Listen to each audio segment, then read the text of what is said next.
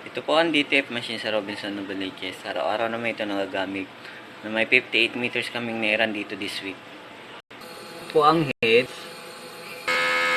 Ito po ang capping, good and working. Head clean.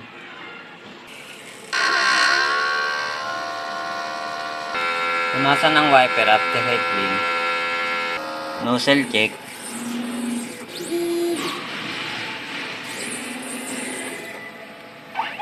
Good naman ang nozzle check.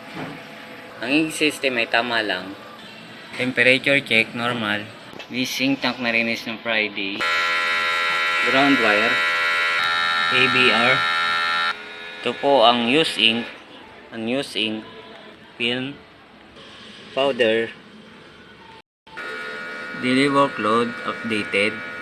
Consumable withdrawal updated.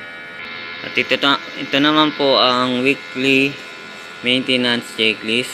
Maraming salamat po.